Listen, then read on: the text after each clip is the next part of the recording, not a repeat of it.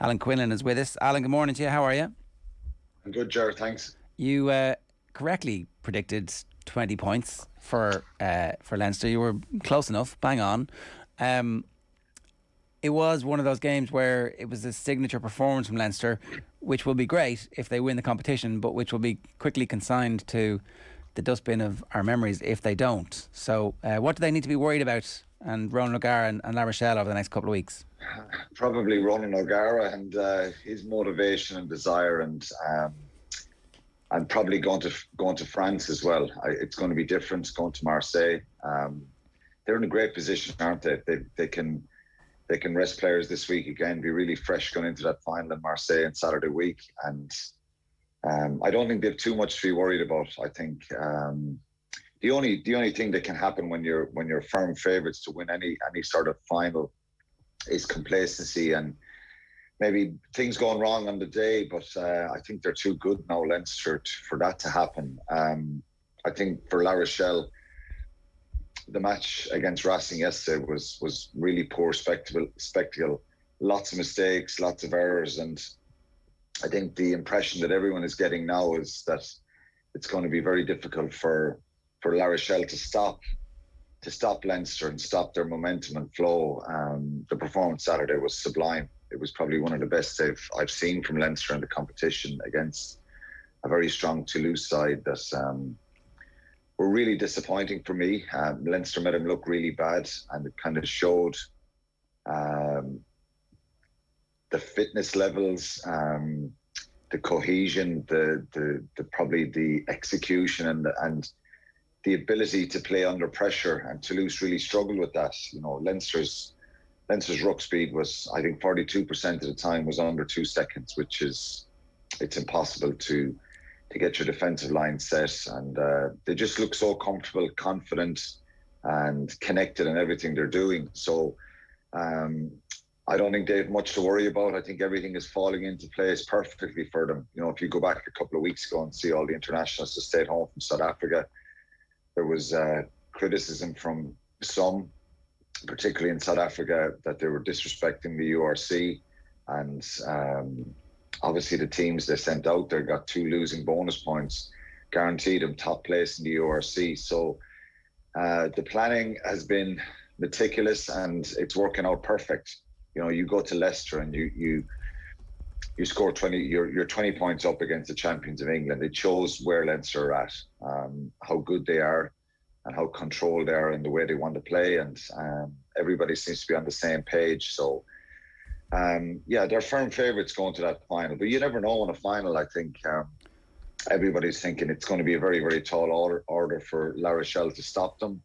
But knowing Rog, he'll be trying to believe and trying to get his players right, and they have the ability to probably mix it with Leinster, but on the basis of what we've seen, it's going to be very hard to stop them. That point you made about the ruck speed, and I heard you make it in commentary on the radio on Saturday as well, is interesting, because there's a parallel obviously between that from Leinster's perspective and what Ireland did in the Six Nations, because I remember we did like a statistical piece midway through the Six Nations where Ireland were ranked number 1 for ruck speed and I think France were number 3, and obviously despite that Ireland did end up looking second best compared to France in the Six Nations. I know it's very different Leinster against Toulouse, it's not Ireland against France, but did you notice any sort of differences that made the ruck speed even more important in the Champions Cup at the weekend compared to the Six Nations?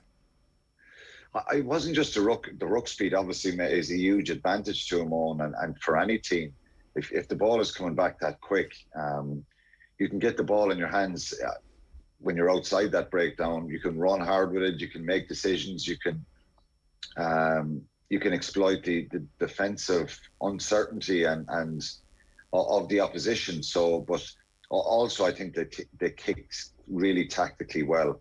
They didn't just thump the ball out into the stands, they kicked it long.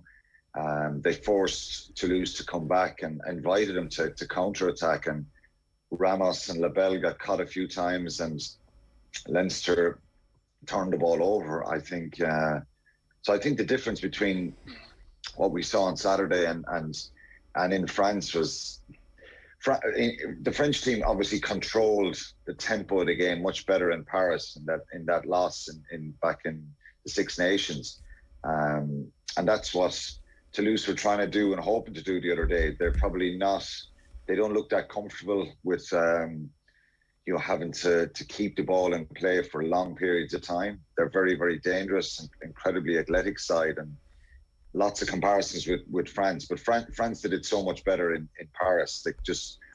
They struck when they had to at different moments, and then they frustrated Ireland. Ireland obviously had that golden patch after half time where the ruck speed was really quick and they scored 2 tries and they got loads of width in their game, and they looked like they were going to come back and win the game. I just think Leinster have got better, and obviously 7 of those forwards would have been playing for Ireland. Their carries, dynamic carries, guys running off the shoulder, the timing of holding up defenders, all that kind of stuff is just, they've taken it to another level, and they're playing with this high tempo and high speed that is very, very difficult to defend against. So if Will Skelton comes back for La Rochelle, maybe he'll cause some problems. He's been out with a calf injury for a few weeks, and of course La Rochelle have some very powerful forwards. Antonio, Priso, Bougarit, the front row, very, very strong. Piquet in the second row is a very good player, but I just think they're lacking a small little bit of power that they had last year. Obviously, it's very hard to replace Skelton and Aldred and Beto and Liebenberg, very good back rowers, but just to get the overall performance and get to that level, are you hearing any challenge for Leinster? Are you hearing any gossip about Will Skelton from any well-placed sources you might have? Anything? Any texts flying back and forth about Skelton, maybe? I don't know if he's going to be back now. I was asking probably last week, would he make the semi-final, and it was doubtful.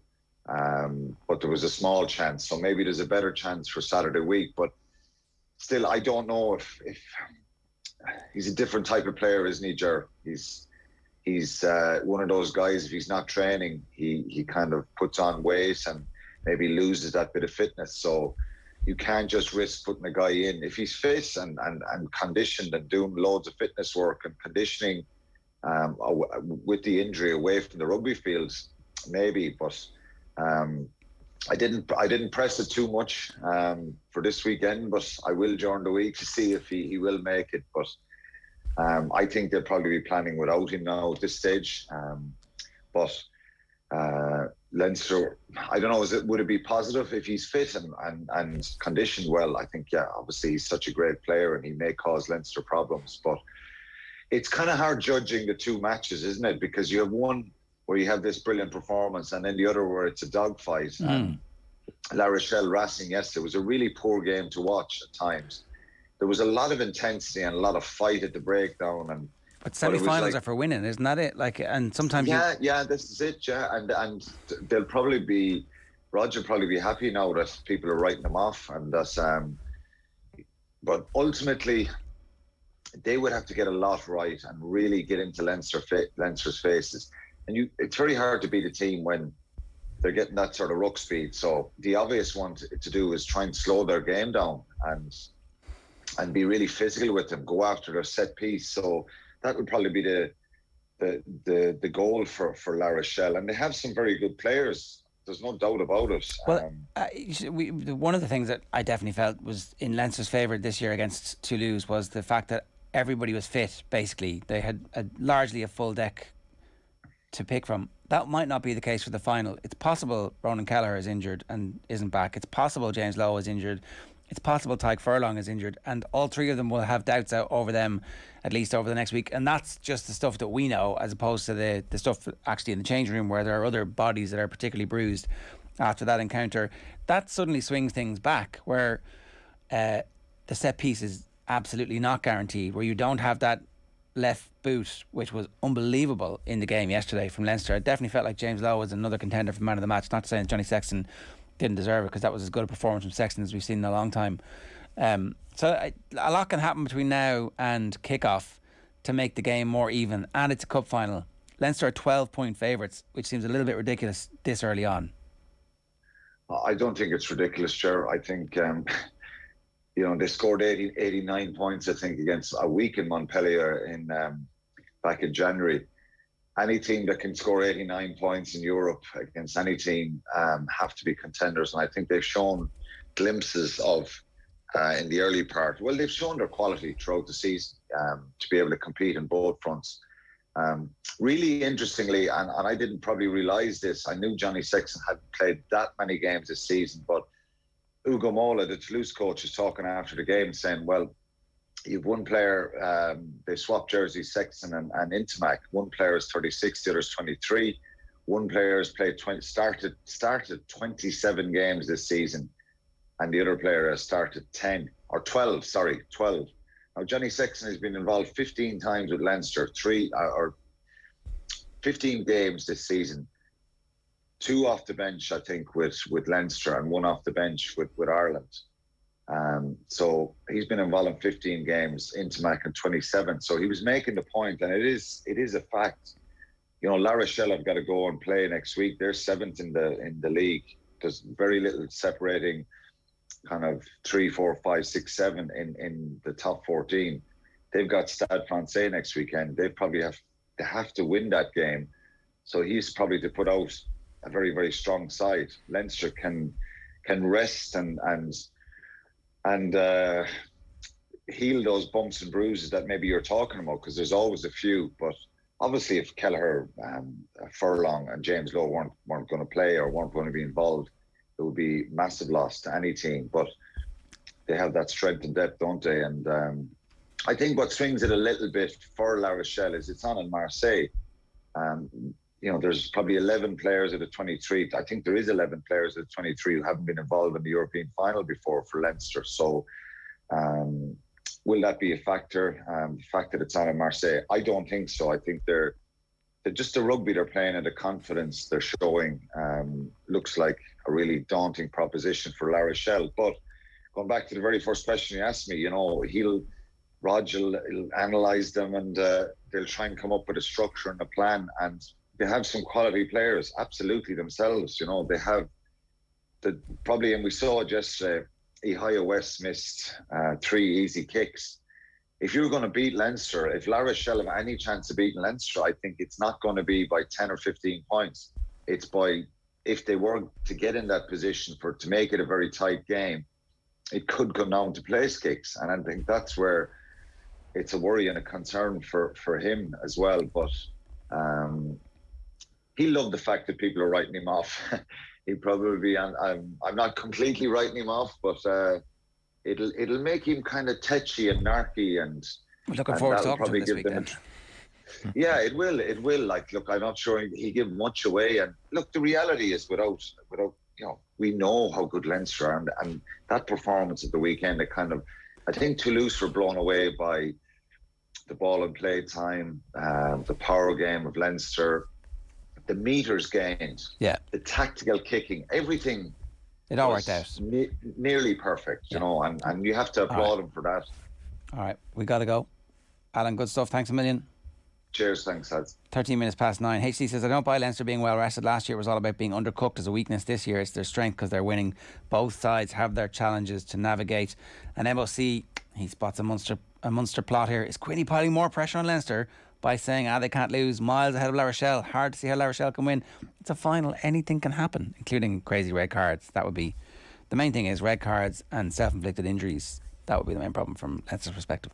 Yeah, but it does feel like there's going to be a red card given to a team in Europe at the moment. Leinster are almost very unlikely to get it. They have everything, including discipline, nailed down. OTB AM brought to you live each morning by Gillette Labs for an effortless finish to your day.